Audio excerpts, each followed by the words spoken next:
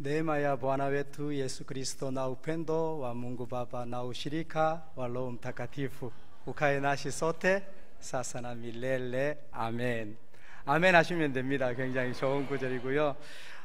제가 참 존경하는 선배 선교사님 바울 선교사라고 혹시 들어보셨나 몰라요. 그분께서 각 교회에 편지할 때마다 꼭 적었던 말입니다. 주 예수님의 은혜와 하나님의 사랑과 성령님의 교통하심이 여러분들과 영원히 함께 하시기를 바랍니다 라는 고린도후서 13장 13절을 제가 외운 거예요. 저는 2014년 8월에 탄자니아 선교사로 파송을 받아서 가서 만 4년 사역을 하고 5년째 안식년으로 이렇게 들어왔습니다. 뭘 4년 하고 안식년이냐 하실 수 있는데 우리나라 여러 선교단체들 거의 모든 선교단체들이 아프리카하고 남미 이 두 지역은 4년에 1년 안식년을 갖도록 그렇게 되어 있습니다. 왜냐하면 이 아시아권이나 여기는 본 교회에서 이렇게 자주 들다 볼 수도 있고 또 비자 문제 때문에 또 선교사님들이 잠깐씩 들어오기도 하고 그렇게 하는데 아프리카나 남미는 쉽게 들어올 수 없는 지역이어서 그렇게 4년에 한 번 안식년을 갖습니다. 그래서 4년 동안 저희는 한 번도 한국 들어오지 않고 사역을 잘 하다가 5년째 안식년 차 이렇게 들어와서 여러 가지 사역을 준비하고 있습니다. 먼저 오늘 이렇게 저를 불러주신 우리 담임 목사님과 우리 당회원들께 진심으로 감사드리고요. 이렇게 기회 주셔서 말씀 나눌 수 있어서 너무 좋습니다.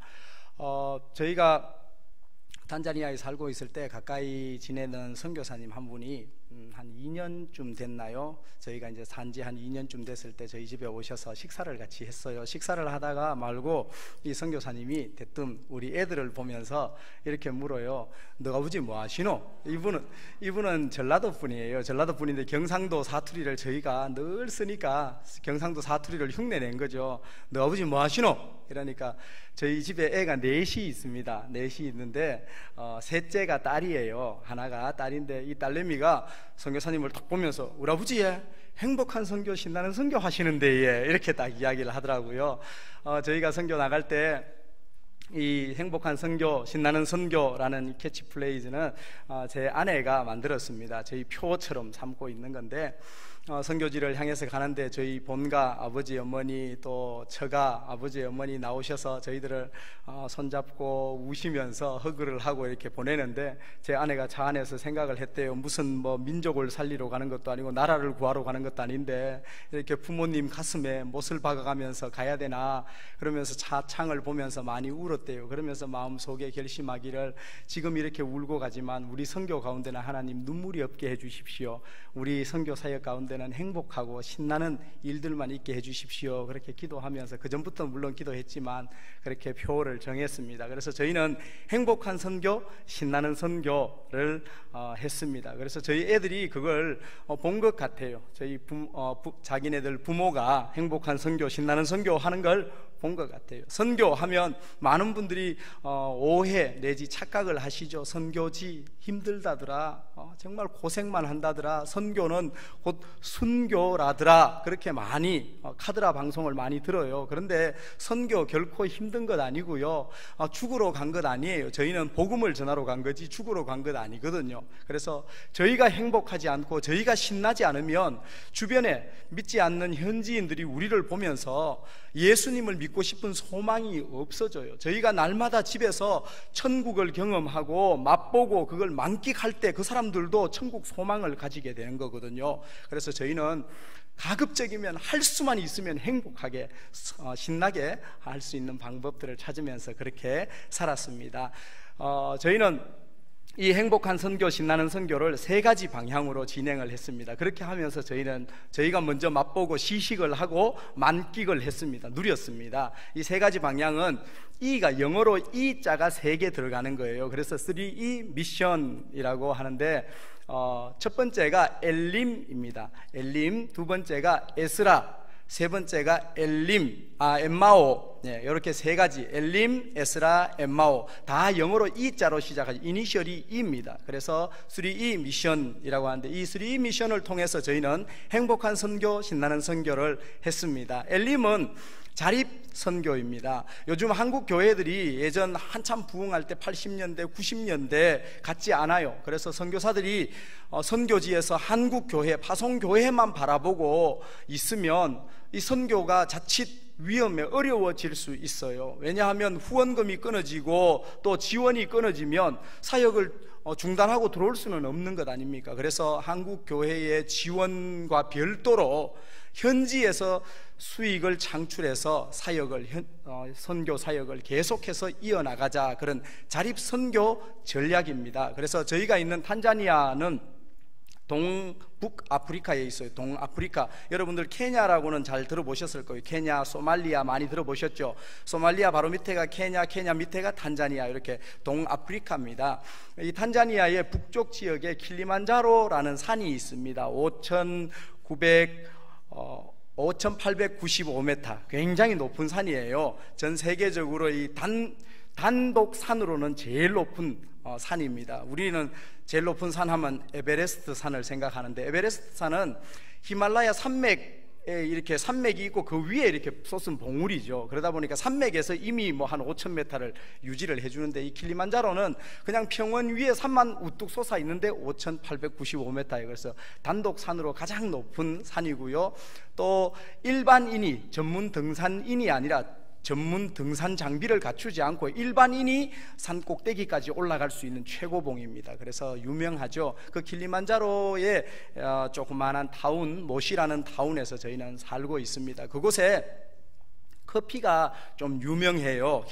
탄자니아 커피 하면 대부분 킬리만자로 아니면 음베아라는 곳에서 들어오는 거예요. 우리 한국에서 마시는 탄자니아 커피는. 그래서 커피가 혹시 선교의 접촉점이 될 수 있을까라고 생각을 해서 파송받기 전에 저희가 대구에 핸즈커피라고 있는데, 이제 대구 자생 브랜드예요. 거기에서 저희가 커피 볶는 거라든지 커피 내리는 방법, 추출하는 방법들을 배워가지고 탄자니아에 들어갔습니다. 그래서 틈만 나면 커피를 볶고 열심히 연습을 했어요. 그쪽에는 전기, 가스 이런 것들이 잘 공급이 안 될 때였어요. 2014년만 해도. 그래서 숯불로 커피를 볶는 걸 배워가지고요, 연습을 열심히 했습니다. 그래서 숯불로 하는데 참 어렵더라고요. 그래서 요즘 와서 이제 가스 공급이 좀 좋아져가지고 가스로 갈아탔습니다. 그래서 커피 볶아서 뭐 하냐 하면, 슈퍼나 이런데, 마트 같은데 시장에 내다 파는 건 아니고요, 한국 분들한테 그렇게 하려면 이제 등록도 해야 되고 세금도 내야 되고 어려워요. 외국인이 사업하기가 어려우니까 그냥 한국 선교사님들이나 아니면 한국에서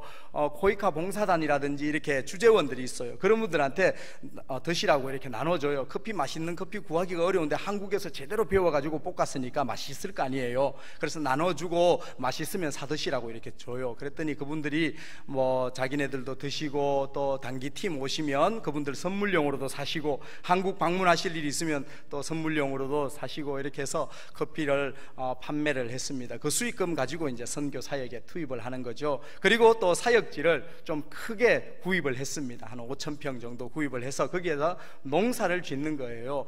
처음에는 강냉이도 심고요, 고구마도 심고 이렇게 했는데, 강냉이, 오이 이런 거는 현지인들도 농사를 지어요. 주식이 강냉이 옥수수입니다. 그러다 보니까 강냉이 농사를 짓는데 따라 지어서 현지인들보다 조금 작황은 좋았는데 이 가격이 형편없는 거예요. 60kg 한 가마니를 들고 가면 한국 돈으로 25,000원, 3만원 이렇게 밖에 안 해요. 그러니까 이게 열심히 일해도 대가가, 수익이 작은 거예요. 오이 농사를 지었는데 엄청 잘 지었어요. 그래서 한 가마니 60kg 가마니에 담으니까 한 300개 들어가더만요. 이래 해가지고 픽업을 불러서 시장에 보내가 팔았더니, 픽업 불러서 2자루인가 3자루 보내서 팔아왔는데 한국 돈으로 4,000원 가져왔더라고요.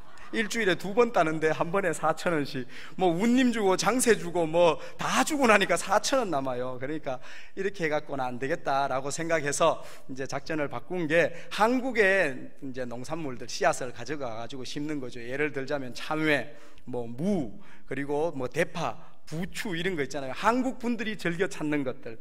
배추도 심었는데 배추는 벌레가 너무 많이 먹어서 안 되고요. 그래서 작년에 참외가 좀 히트를 쳤습니다. 그래서 참외, 뭐 호박, 고구마 이런 거 심어가지고 한국 분들한테 많이 나눠줘서 수익을 냈어요. 2017년에 처음 사역지를 사가지고 해보니까 1년 내에 하니까 한국 돈 200만 원 정도, 1000불 조금 넘게 이제 벌었어요. 그래서 원래 작년 2018년에는 이제 연초에 예산을 세우면서 하나님 올해는 2,000불만 채워주십시오. 2,000불 하면 밭에서 매일매일 불러서 일하는 일꾼들 일당은 해결되니까 하나님 2,000불만 채워주십시오 하고 1년 막 열심히 농사를 지었어요. 같이 현지인들하고 같이 농사를 지었는데 커피도 막 밤에 되면 잠을 포기해가면서 커피를 볶고, 그래서 2018년에는 한 해 하나님께서 크게 부어주셨는데 얼마나 했냐면요 8,000불을 벌었어요. 8,000불. 그래가지고 그걸로 우리 현지 아이들, 저희 집에 7명이 함께 살아요. 저희 애 4명, 그리고 현지인 중학생 또 7명, 그리고 저희 부부 해서 11명이 저희 집에 늘 이렇게 삽니다. 그렇게 그 아이들 먹고 쓰고 입고 또 학용품, 또 아프면 병원 보내는 돈까지요, 그 돈으로 그 수익금으로 다 충당을 했습니다. 그리고 또 현지인들 주식이 옥수수고요. 저희 지역은 두 번째 주식이 바나나예요. 바나나 하면 우리는 노란 바나나 생각하잖아요. 과일로 먹는 거. 그게 아니고요, 탄자니아에나 다른 나라에 가면 바나나가 이렇게 요리에 많이 사용돼요. 파란 바나나. 그래서 그 바나나로 뭐 죽도 만들고요, 그 다음에 스프도 만들고요, 그 다음에 또 뭐 여러 가지 요리들을 만드는데, 이걸 저희가 사는 타운에서는 제일 좋아하는 요리예요. 그래서 아이들이 일주일에 한두 번은 꼭 바나나를 먹고 싶어 합니다. 그래서 바나나를 많이 심었습니다. 그래서 바나나로 애들 과일도 주고 요리도 해주고 뭐 그렇게 하는데, 저희 집에는요 오면 개도 바나나를 먹습니다. 한 번은요 새벽 기도를 한다고 아침에 일어나서 나갔더니 마당에 바나나 껍데기가요 막 온 마당에 펼쳐져 있는 거예요. 저희가 이제 바나나가 익을 때쯤 되면 큰 한 송이, 이걸 저희 말로는 음쿵구라 그러는데, 한국에는 이렇게 잘란 거 한 20개씩 뭐 5개씩 된 거 이런 거 팔잖아요. 한 손 이렇게 이야기하는 거. 근데 그게 실제로는 바나나 줄기에 뭐 몇 개가 달려요. 그래서 한 송이를 따면 뭐 많은 거는 한 300개도 되고요, 작은 게 한 200개씩 달려 있어요. 그래서 저희가 바나나를 이제 막 들지도 못해요. 엄청 무거워요. 한 5, 60kg가 넘는 걸 집에 가져와갖고 나무에 매달아놔요. 그러면 이제 이게 밑에서부터 익어 올라온단 말이에요. 그럼 익으면 따가지고 애들 주고 이렇게 하는데, 거의 다 익었어요. 이제 내일 되면 애들 먹으면 되겠다 이런데 아침에 나왔더니 바나나가 하나도 없어요. 다 먹은 거야.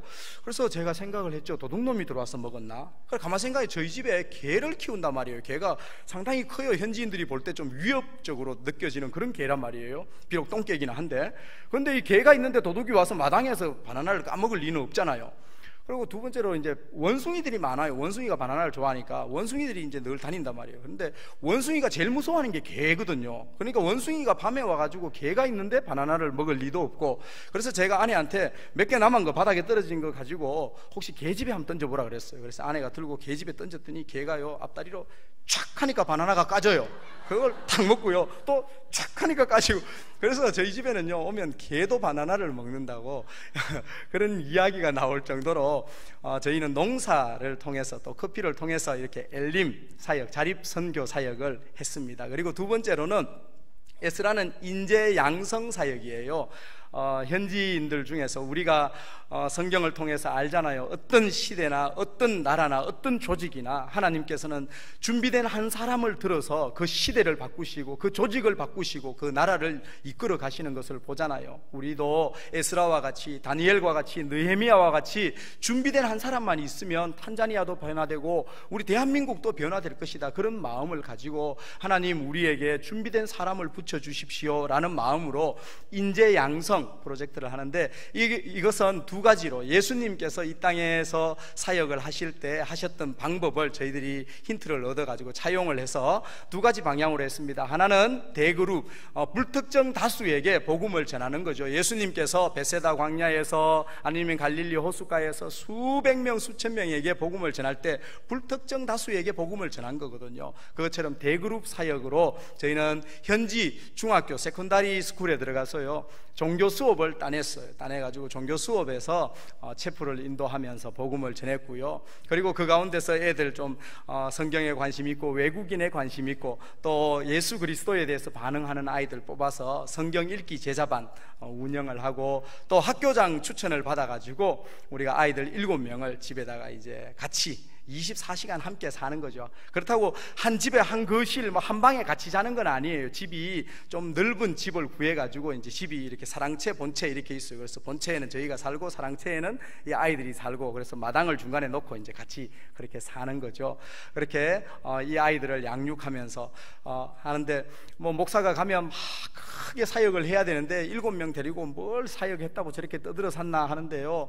저희가 해보니까 학교 세우는 것도, 교회 세우는 것도, 뭐 우물 파는 것도, 구제하는 것도, 사역을 이것저것 저희들도 다 해봤거든요. 그런데 그런 사역들도 정말 힘들고 어려워요. 하지만 더 어려운 게 뭐냐 하면요, 현지인들과 같이 사는 거예요. 한 집에 사는 거. 이 24시간 같이 산다는 게 이게 보통 문제가 아니에요. 예를 들자면 저희하고 현지인들하고는 밥 먹는 시간이 좀 달라요. 한국 사람들은 밥을 좀 일찍 먹잖아요. 저녁에 한 5시, 6시에 먹고 위장을 이렇게 다 비운 상태에서 공복에 잠들면 숙면을 취할 수 있잖아요. 그래서 우리는 좀 일찍 먹고 이제 소화를 시키고 잠드는데, 이 현지인들은 하루에 뭐 2끼, 뭐 어떤 때는 1끼밖에 못 먹으니까 저녁은 꼭 먹는단 말이에요. 그러니까 그 저녁에 밥을 엄청 먹어요. 잔뜩 먹고, 우리 봄 올 때나 이럴 때 막 뷔페 식당 같은 데 가서 밥 엄청 먹고 나면 갑자기 막 잠이 몰려오잖아요. 충곤증, 뭐 식곤증 이런 거. 그러니까 이 현지인들은 그걸 즐기는 것 같아요. 막 배가 막 이만큼 나오도록 그 강냉이 우갈리라 그러는데요, 강냉이를 이렇게 갈아가지고 물을 부어가면서 끓이면요, 이게 백설기처럼 이렇게 불어가지고 이렇게 익어요. 그러면 그걸 손으로 떼가지고 이렇게 주물럭주물럭 해가지고 나물하고 이렇게 먹는단 말이에요, 손으로. 그 우갈리 이게요, 먹어보니까 소화가 안 돼요. 저희들도 뭐 수시로 일할 때 한 번씩 먹는데 아침에 먹으면요, 저녁까지 막 배가 든든한 게. 그러니까 이 현지인들이 막 성인병이 엄청 많아요. 그 우갈리를 막 배부르게 먹고요, 그냥 밥상 밀어놓고 자요. 그냥 자고 아침에 설거지하고 이런단 말이에요. 그런데 우리는 일찍 먹으니까 이 친구들이 처음에는 이제 같이 식사를 해주니까 그 시간에 안 먹으려고 그러는 거예요. 그래가지고는 얘네들은 식사 시간 한 9시, 8시 반, 9시, 뭐 늦게는 10시에도 먹어요. 우리는 한 5시쯤 되면 먹어요. 그러면 애들이 와가지고는요, 괜히 뭐 목도 마르지도 않으면서 마당에 수도 다 있는데 거기서 물 먹으면 되는데, 그죠? 저희한테 와가지고는 엄충가지가 이제 목사라는 말이거든요. 엄충가지 나온바 마지 물 좀 주세요 이러면서 와가지고 뭐 먹나 이래 보고요. 예. 그리고 저희들이 또 집안에 있으면요, 또 뭐 신기한 거 하나 싶어갖고 창문 밖에 그냥 낫 하나 들고 막대기 하나 들고 풀 베는 것처럼 하면서 창문 안에서 뭐하나 이렇게 보고요. 우리가 어디 뭐 볼일 보고 들어오면요, 뭐 핑계는 좋죠. 엄충가지 뭐 목사님이 밖에 나갔다 오셨으니까 인사하러 온다고 뛰어와가지고는 뭐 들어줄 거 없냐, 그런데 차문 열고는 뭐 사온 거 없나 보고요, 비닐봉지 하나 가지고 오면 안에 뭐 들었나 보고요. 아유, 이게요 보통 일이 아니에요. 그런데 2년을 저희가 그렇게 살았거든요. 그렇게 사니까 변화가 일어나요. 저희가 이제는 애들 좀 웃기는 이야기지만 방구 냄새만 맡아도 누구 방구인지를 알아요. 그리고 마당에 나가면 애들이 막 저지레 해놓으면요, 누가 저지레 했는지 알 정도로 애들과 친밀해지는 거죠. 그 아이들의 성품, 그 아이들의 스타일, 이런 것들을 아니까 우리가 신앙 지도하기도 좋고, 그 아이들이 우리에게 꿈을 이야기하면서 기도해달라고 하고. 그래서 2년을 데리고 있으면서 그 중에 엄청난 변화들이 일어났습니다. 처음에는 막 전부 다 내 거 막 이것만 챙기던 애들이요, 아침마다 새벽 기도하고 저녁에 기도해야 하고 주일 예배 드리고 성경 공부하고 하면서 애들이 바뀌어가지고 어디서 사도행전 말씀을 봐가지고는요, 주는 것이 받는 것보다 복되도다 그러면서요, 뭐 음료수 사주면 예전에는 막 내 거 하던 것들이 너희들이 먼저 골라라 이러면서 애들이 배려도 배우고요. 그리고 제일 많이 바뀐 거는요, 애들이 신발을 신기 시작했다는 거예요. 얘네들이요 맨발로 다니거든요. 신발 있어도 학교 갈 때만 딱 신지 그냥 맨발로 온 마당을 쫓아다니는데, 이제 2년 딱 지나고 하도 잔소리를 해놔놓으니까 이제 신발을 신고 마당에 나온다는 거예요. 이제 달라진 거는 우리 애들이 맨발로 다닌다는 거죠. 그게 문제죠. 2년을 데리고 있으면서 애들이 그렇게 달라졌어요. 그래서 그 가운데는 우리로 말하면 수능 1등급, 전교 1등으로 졸업해가지고 이제 의대를 꿈꾸고 있는 아이도 있고요. 다음 달에 저희가 현지에 가서 그 아이, 저희가 약속을 했습니다. 애들하고 좀 동기부여 차원에서 너희들 공부 잘 해가지고 전교 1등, 그리고 국가고시, 그러니까 우리로 말하면 수능 1등급을 받으면, 이러면 탄자니아에서는 하여튼 머리로는 상위 1% 안에 들어가는 겁니다. 그렇게 하면 한국 구경을 시켜주겠다, 여행을 시켜주겠다 약속을 했어요. 한 2년 전에 했는데 한 명이 그걸 딱 붙들었어요. 그래가지고는 하루에 3시간 4시간 자면서 공부를 해가지고 얘가 전교 1등 내신 1등급을 받고 졸업을 했어요. 그래서 그 아이 졸업 선물로 우리가 여권 만들으라고 30만 원을 줬거든요. 그런데 지지난주에 여권 다 만들었다고 연락이 왔어요. 그래서 나가가지고 그 아이 데리고 와서 한국 구경시켜주고, 그렇게 아이들이 이제 할 예정인데 아이들이 그렇게 변화되었어요. 그리고 뭐 6등 하던 애들이 3등, 9등 하던 애들이 막 6등 이렇게 성적들이 막 뛰어요. 그리고 뭐 다 성적이 오르는 건 아니더라고요. 한 배에서 난 애들도 다 다르잖아요. 7명이 사는데 한 명은 한 100등 하는 애를 데리고 왔는데 200등으로 내려가는 애도 있어요. 애들이 다 똑같은 건 아니에요. 그렇게 해서 애들이 변화되는 모습들을 저희가 에스라 사역을 통해서 경험했고요. 엠마오는 치유회복 사역입니다. 치유회복 사역인데 교회를 통해서 영적으로 이들이 변화되게 한다. 갱생 사역인데, 갱생이라는 말이 쓸모없이 완전히 버려진 상태에서 다시 생생팔팔한 상태로 돌아오는 거, 그걸 회복, 갱생이라고 하잖아요. 그래서 저희가 교회를 통해서 그 사역을 하려고 사역지를 사서 처음 들어가서 이제 막 사역지가 오랫동안 방치된 곳이라서 다듬는데 동네 사람들이 할 일이 없어요. 1년 내내 있어도 뭐 일거리가 없습니다. 그래서 맨날 앉아서 그냥 술이나 마시고, 마약이라고 뭐 방귀하는 거 있어요. 그 방구는 아니고요, 방귀하는 이 약 풀인데, 풀 그걸 씹으면 이게 마약 성분이 있어요. 그래서 그 풀을 막 씹으면서 그냥 해롱해롱 이렇게 놀고 하는 그런 동네에 저희가 들어갔어요. 그래서 그 사람들한테 일거리를 주려고 밭에다가 그냥 데리고 와가지고 일을 시켜요. 동네 애들도 시키고 어른도 시키고, 뭐 일이라 해봐야 거창한 건 없고요. 그냥 오늘 여기 도랑 팠다가 내일은 다시 또 메워요. 다 메웠다가 모레 다시 또 파고, 뭐 그냥 할 일 없으니까 제가 그냥 일 시키는 거예요. 그렇게 일을 시키는데 동네 어른들이 와가지고 이제 하루에 우리 한국 돈으로 하면 한 4,000원, 뭐 5,000원 이렇게 받아간단 말이에요. 그걸 받아가면 이제 그들이 하루 완전히 뭐 잘 먹을 수 있고, 그냥 잘 아껴 쓰면 일주일도 살 수 있고 그런 돈인데, 그러니까 애들이 엄마들이 애들을 데리고 와서 밭에 앉혀놓고 이제 일하는 거죠. 그래서 애들이 뭐 한 11명이 와서 계속 놀아요. 그래 물었더니 학교도 안 간다, 교회도 안 간다, 뭐 아무것도 하는 것도 없어요.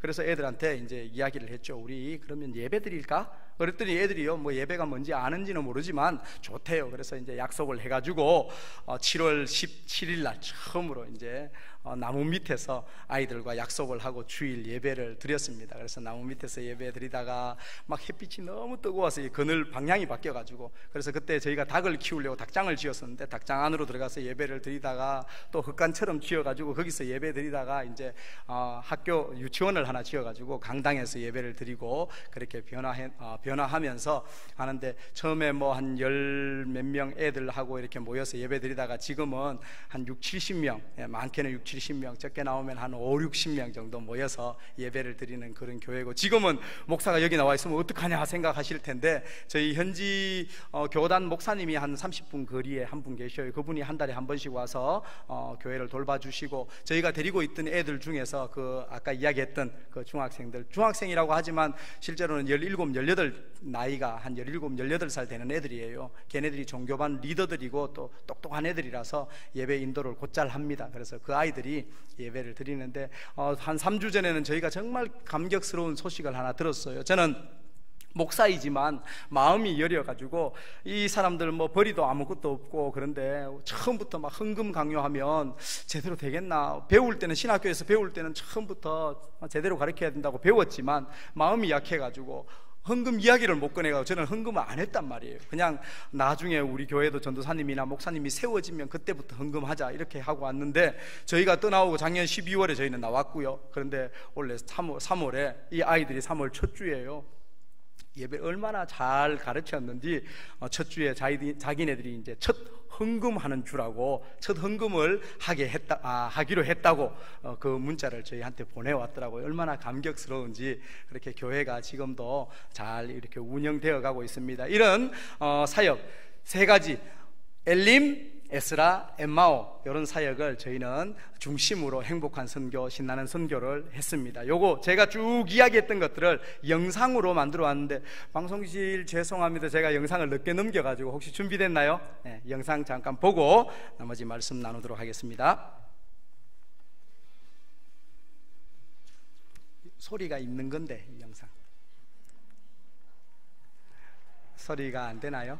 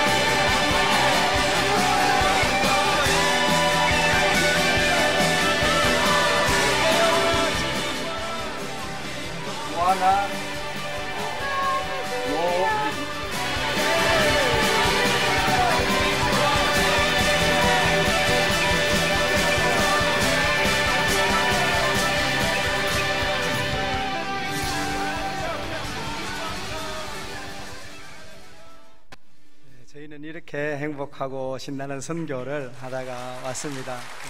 모든 영광 하나님께 올려드립니다. 오늘 제가 본문을 잘못 이렇게 문자를 보냈던 것 같아요. 마태복음으로 미스프린트가 됐는데, 요한복음 14장 말씀은 여러분들 잘 아시는 바와 같이 요한복음 14장, 15장, 16장 요 세 장은요 다 별명이 있습니다. 뭐 다락방 강화, 또 예수님의 성령론, 이런 이름이 있죠. 예수님께서 잡히시기 전날 밤에 다락방에서 제자들에게 긴 세 편의 설교를 이렇게 하셨는데, 그것을 성경에 기록한 것이 요한복음 14장, 15장, 16장입니다.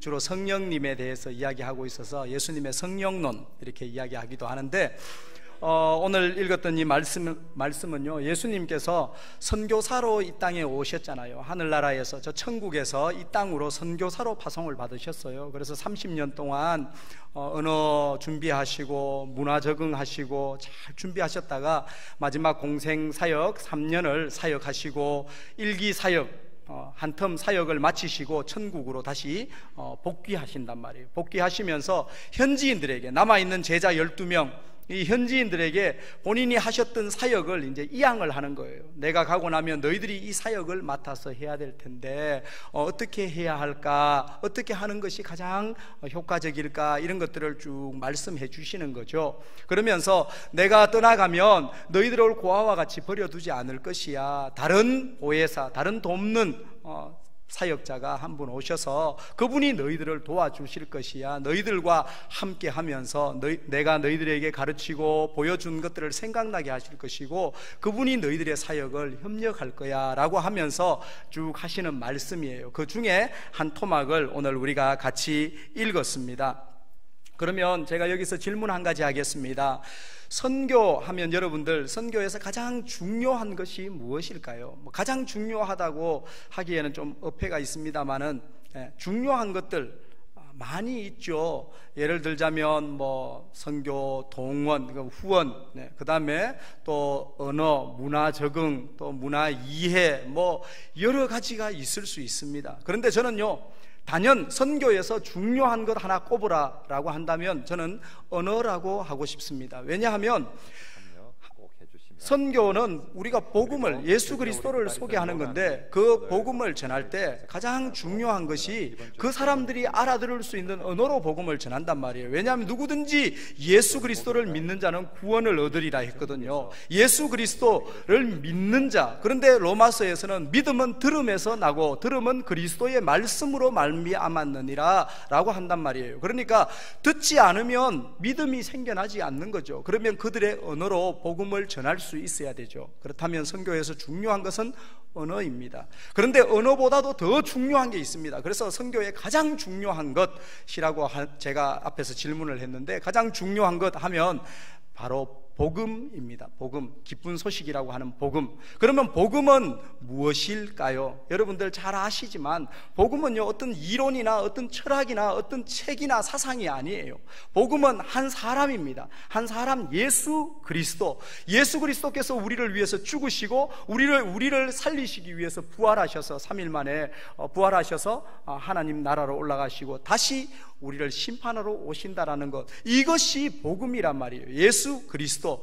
이것이 빠진다면 그것은 선교가 아닌 거죠. 아무리 언어를 잘하고, 선교의 중요한 것이 언어라고 했는데, 아무리 언어를 잘하고 또 현지에서 학교를 짓고 병원을 짓고 우물을 파고 이런 사역을 하도 그 속에 복음, 예수 그리스도를 빼버린다면 그것은 진짜 선교라고 하기에는, 선교를 위한 준비, 선교를 위한 툴이라고 하기에는 맞지만 선교라고 하기에는 조금은 부족하단 말이에요. 선교를 효과적으로 하기 위해서는 다 필요한 사역입니다. 그러니까 선교는 가장 중요한 것은 복음이라는 거죠. 예수 그리스도. 그래서 오늘 본문에서는요, 내가 진실로 진실로 너희에게 이르노니 나를 믿는 자는 이라고 하는 거예요. 예수 그리스도를 믿는 자는 내가 하는 일을 너희도 할 것이요 그보다 더 큰 일도 하리라 라고 합니다. 예수 그리스도를 믿으면, 이 복음을 정확하게 우리가 알고 이 복음을 믿는다면 우리는 예수님께서 하셨던 일을 할 수 있을 뿐만 아니라 예수님께서 하셨던 일보다 더 큰 일도 할 수 있다라고 오늘 성경이 우리에게 말씀하고 있단 말이죠.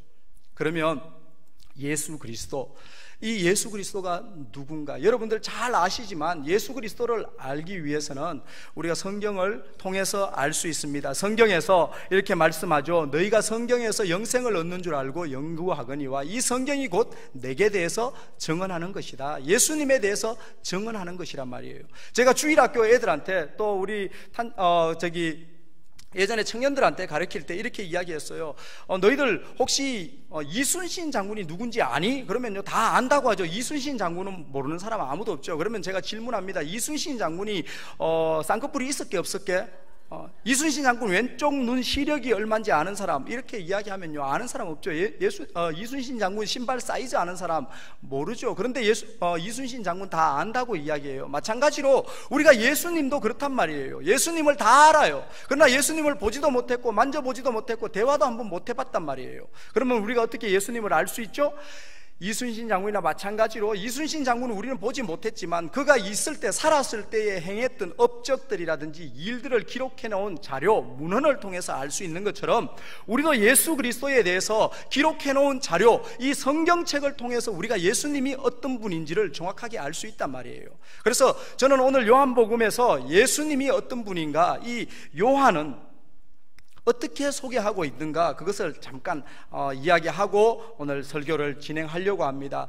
요한은요 예수님께서 이 땅에 계시는 동안 많은 일들을 행했지만 그런 일들을 다 기록하지 않았어요. 내가 이것을 기록하면 이라고 요한복음 20장 30절 31절에 이것을 이라고 딱 하면서 이것을 기록하는 이유는요 예수님이 하나님의 아들이심과 그 예수 그리스도를 통해서 우리가 생명을 얻는다라는 것, 그것을 가르쳐주기 위해서 기록했는데 예수님께서 이 땅에 계시는 동안 행하셨던 일들, 요한이 이야기하죠. 그걸 다 기록해가지고 이 지구를 창고 삼아서 쌓아도 다 못 쌓는다 그랬어요. 어떤 시인은 노래하기를 하늘을 두루마리 종이 삼고 바다를 먹물 삼아도 예수 그리스도께서 이 땅에 계시면서 우리에게 행하셨던 일들, 그 은혜를 기록하기에 부족할 줄 안다라고 찬양으로 노래를 불렀잖아요.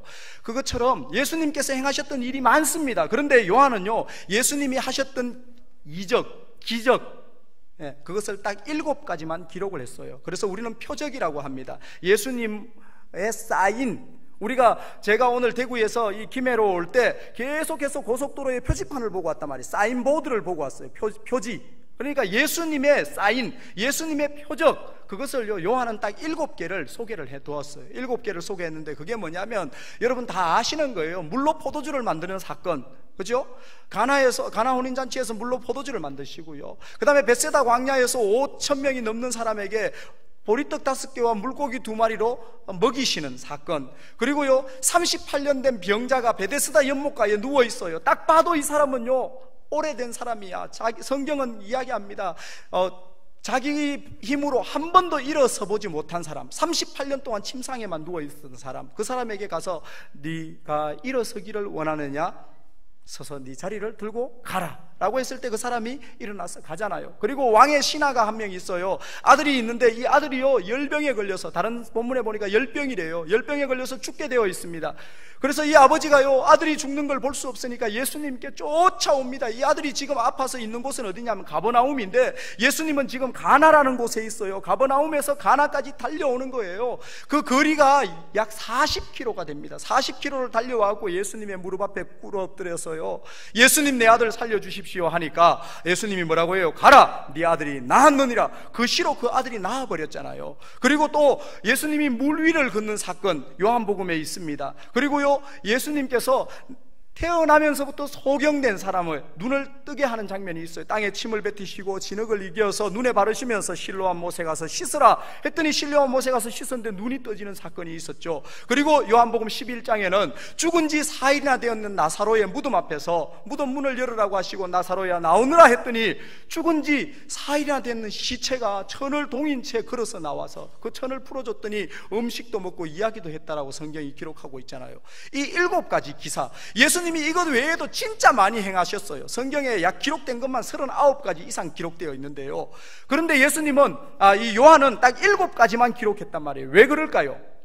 자, 가나 혼인잔치에서 물로 포도주를 만드는 사건은요, 사물의 질을 바꾸시는 겁니다. 물에다가 설탕을 타든지 소금을 타든지 해서 소금물, 설탕물 만드는 거는 쉽습니다. 이거는요, 사물의 질이 바뀌는 게 아니죠. 그런데 물을 포도주로 만든다, 물을 기름으로 만든다, 이거는요, 사물의 질이 바뀌는 거예요. 그리고요, 떡 5개와 물고기 2마리로 5,000명이 넘는 사람을 먹인다, 이 사물의 양을 바꿔버리시는 거죠. 그리고요, 왕의 아들이 지금 가버나움에 있는데 가나에 있는 예수님이 말씀하셨는데 이 아들이 나아요. 예수님은 공간도 초월하시는 거예요. 그리고요, 38년 된 병자예요. 38년 동안 한 번도 일어서지 못한 병자를 치료하신다. 예수님은 시간도 초월하시는 거예요. 누가 그래요? 그리고요, 물 위를 걷는 사건, 예수님은 자연 법칙도 초월하시는 분입니다. 자연 법칙도, 풍랑도 잠잠케 하시는 분이죠. 그리고요, 나면서부터 소경된 사람, 날 때부터 소경된 사람, 타고난 운명도 바꿔버려요. 예수님은 죽음의 문제, 어떤 인간도 해결할 수 없는 유일한 하나, 죽음의 문제도 예수님은 초월하십니다. 죽음의 문제도 예수님 앞에 장애물이 될 수 없는 거죠. 그러면서 요한은 이 7가지를 딱 소개하면서 시간과 공간을 초월하시고 사물의 질과 양을 바꾸시고 자연 법칙도 타고난 운명도 죽음의 문제도 해결하시는 분, 이분이 하나님의 아들이시다, 그걸 소개하는 거예요. 이 예수 그리스도 여러분의 구주이십니까? 저와 여러분의 주님 아니십니까?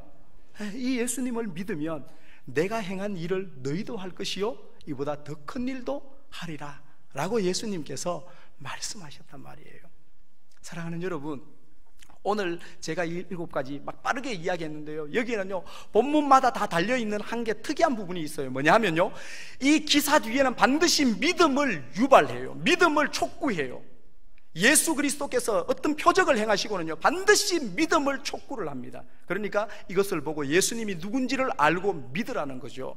그렇다면 여기에서 내가 행한 것을 너희도 하리라 하면, 우리 오늘 집에 가가지고 제가 신학교 때 그랬어요. 제가 신학교 때 1학년 때 대학 대구에 있는 대신대를 다녔는데, 대신대 1학년 때 제가 믿음이 너무 순수해서요, 이걸 읽는데 물이 포도주 된다니까 제가 컵에다가 물을 떠가지고요 책꽂이에 다 꽂아놓고요, 예수님 이보다 더 큰 일도 한다 했으니 우선 더 큰 일은 치우고 동일한 일이라도 해주십시오. 내일 아침에 포도주가 될 줄 믿습니다 하고 다음날 아침에 새벽기도 갔다 와서 봤는데도 여전히 물이더라고요.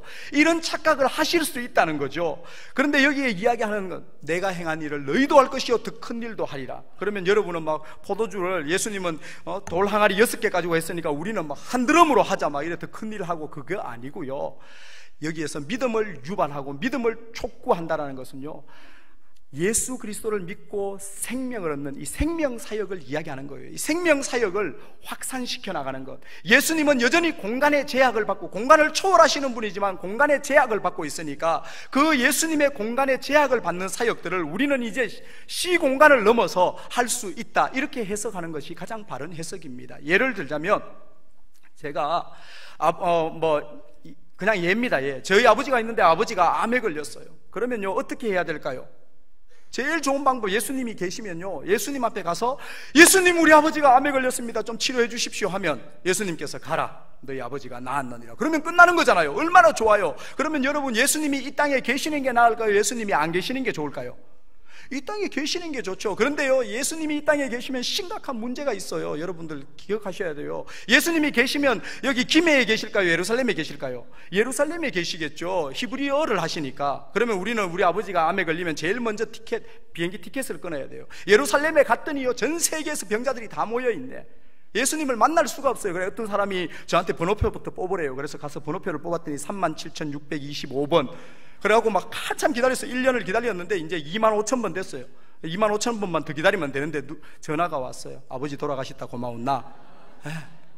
누가 나를 양보해 주겠냐는 거죠. 예수님이 이 땅에 계시면 모든 일을 하실 수 있지만 예수님은 여전히 공간의 제약을 받으신단 말이에요. 우리가 예루살렘까지 가야 돼요. 그런데 오늘 여기에서 뭐라고 합니까? 나를 믿는 자는 내가 하는 일을 그도 할 것이요 또한 그보다 큰 일도 하리니 이는 내가 아버지께로 감이니라. 예수님께서 하늘로 가시면서 보혜사 성령님을 우리에게 보내주신다고 약속하셨어요. 보혜사 성령님이 어디에 계십니까? 그 뒷장에 보시면요 17절에 이렇게 나오죠. 그는 진리의 영이라 세상은 능히 그를 믿지 못하나니 이는 그를 보지도 못하고 알지도 못함이라. 그러나 너희는 그를 아나니 그는 너희와 함께 하심이요 또 너희 속에 계시겠습니다. 성령님이 우리와 함께 계신대요. 내 옆에 위드 나와 함께 하신대요. 내가 서울에 가면 서울에 함께 계시고, 탄자니아에 가면, 내가 군대에 가면, 내가 미국에 가면 거기에 나와 함께 계신대요. 그리고 내 속에 계신대. 내가 방에 가도 교회에 가도 직장에 가도 내 안에 계신대요. 이분이 우리를 통해서 일하시는 거예요. 그런데 오늘 14절 말씀 중요한 요절이죠. 내 이름으로 무엇이든지 내게 구하라 내가 이루리라. 예수님의 이름으로 우리가 구하면 성령님께서 우리를 통해서 역사하시는 거예요. 이런 일들을 생명사역, 사람을 복음으로, 천국 복음으로 사람을 살리고 키우고 고치는 이 생명사역을 우리도 할 수 있다라는 거예요. 어떻게 할 수 있습니까?